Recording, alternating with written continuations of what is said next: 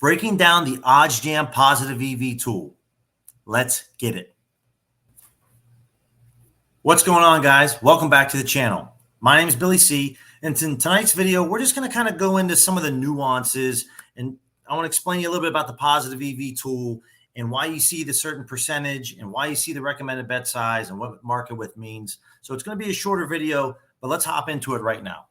So I made a video last week talking a little bit about my betting strategy and what I use on a day-to-day basis. And so when we're here on the positive EV screen, the recommended bet size and why this is, why you see $150 or $140, it's based off of the Kelly criterion method, okay? So essentially, the Kelly criterion method kind of helps really look at your bankroll and helps minimize the risk and maximize the reward.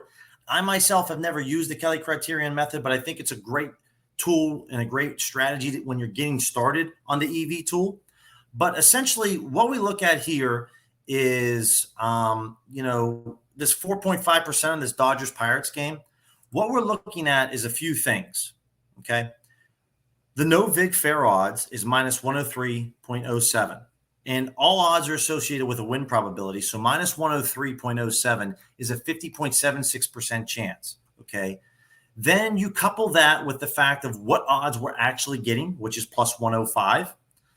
And then obviously what I have set as my bankroll, which I can't even remember the number.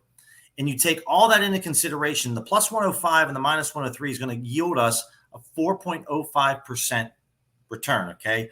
Whether it's a profit margin or a ROI, if you continuously make this type of bet, it would be a 4% return, right? So that's how we get to the 4% number. It's based off of the win probability and then the odds that we're getting, right?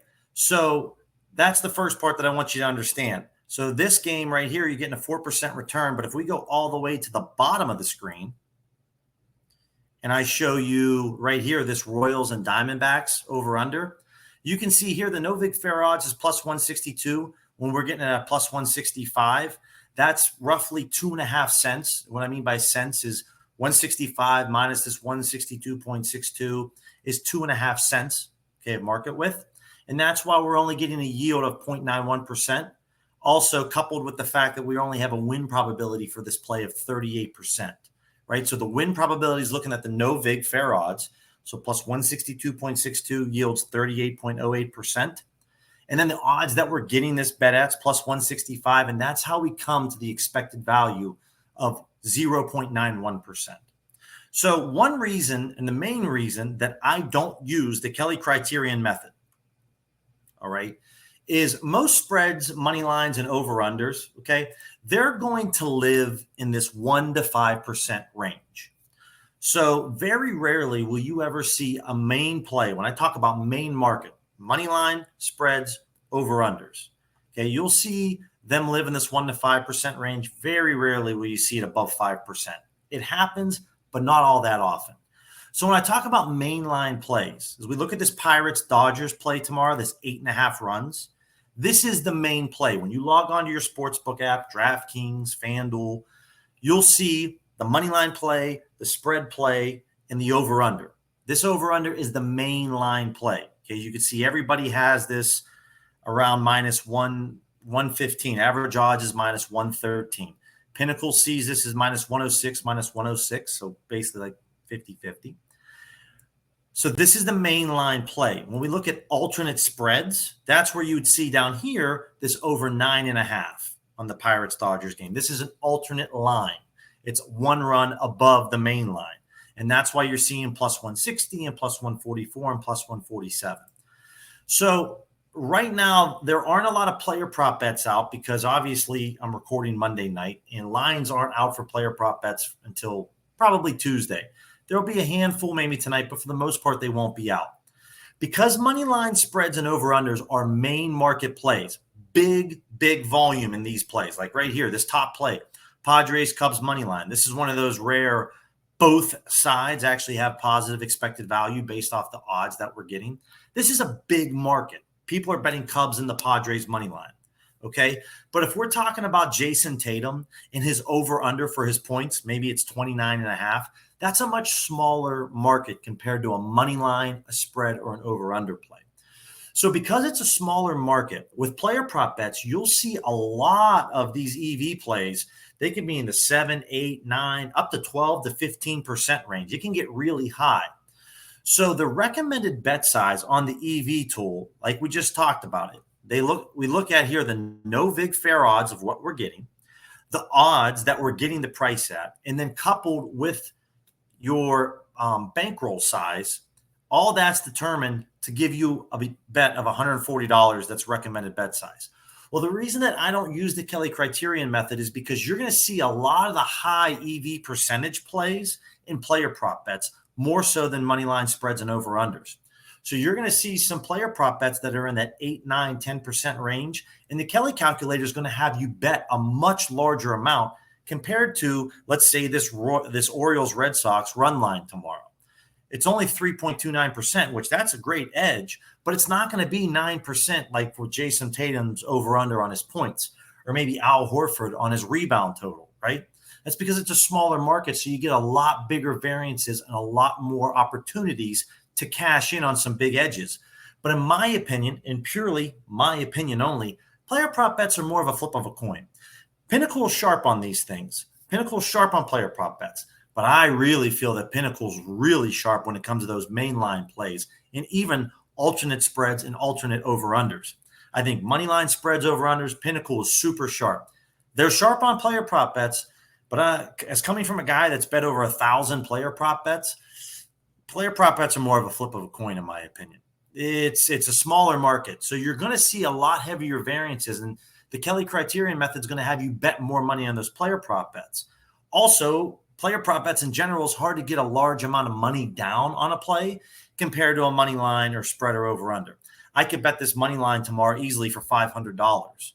Okay. I can't put $500 down on a player prop bet. A lot of books, once you get past that $100 threshold, is when you start to get limited. And it doesn't matter if you're a profitable gambler or not, it's going to be very difficult to get more than $100 down on a player prop bet. So I'll link my video in the description from last week below so that you can check out my betting strategy. But I wanted to just kind of go and peel back the curtain a little bit more to explain to you, when you see the recommended bet size, it's all based off of the EV percentage. And the EV percentage right now, it can get a little wild with player prop bets, okay? Lastly, what I also want to talk about is the market width, right? So you're going to see market width on spreads, money lines, and over-unders really in that 6 cent to 15 cent range. When I talk about cents, right here again is what we're looking at. We get 12 cents of market width, all right? And the reason we get 12 cents is based off Pinnacle, okay? 12 cents, 106 to 106, 12-cent difference, okay? So the lower the number on market width, the much more confident a sports book is on the play. You're never going to see that on player prop bets. You're never going to see an 8 cent or a 9 cent market width. Player prop bets market width lives within an 18 cent to 40 cent range. Okay. If we look at Al Horford here, I know this is on a parlay play, but you can see his market width is 34 cents. That's pretty typical for a player prop bet. Why is that the case? Just like we spoke about before, when you're dealing with money lines, spreads, and over-unders, it's a much bigger market. There's a lot more volume. Sports books are a lot sharper on market width and are much more confident with the market width. That's why it's so low. Player prop bets, it's a smaller market. Sports books aren't as confident, okay? Same here with Tyler Sagan on his points tomorrow, 31 cents. That's because sports books aren't that sharp or aren't that confident. Okay, you'll see sports books maybe in the mid-20s for as far as market width, as far as confidence, maybe 24, 25. But that's why you'll never see player prop bets being this 11 to 16 to 15 cent range, because sports books are much more confident on main line or alternate spreads and alternate over-under plays. So I just wanted to give you a brief description of why, when you're on the EV tool, or if you're watching my videos and you're seeing this on the left-hand side, and why I'm not betting the recommended bet size. That's why. When you get the player prop bets and you get that higher EV percentage, that's where the recommended bet size becomes a lot larger based off the Kelly criterion method. And I think there is tons of value in betting these over-unders and these money lines and these spreads, and you should bet them even more than player prop bets, because I think Pinnacle, this is where they really shine as being the sharpest sports book in the world. So just a quick video just to kind of explain everything, guys. You know, it can be a lot when you're looking at these types of things, and I wanted to break it down for you. Please leave a comment, thumbs up, thumbs down if you like this content, you don't like this content. I like to think these are videos that I've been able to kind of learn over time and experience, and to try to help you get a head start when you're using the EV tool, or if you're interested in OddsJam. These are things that took me a lot of time to kind of figure out, and I want to spread that knowledge on to you. Last thing, if you are interested in signing up with OddsJam, please use my promo code Billy20, get you 20% off your plan. Don't pay full price. The tools are great, but don't pay full price. So if you're thinking about giving it a shot, or signing up for their 2-week free trial, or signing up for one of their plans, use my code Billy20, save you 20% off. Until next time, guys, I appreciate you stopping by, and we'll catch you in the next video.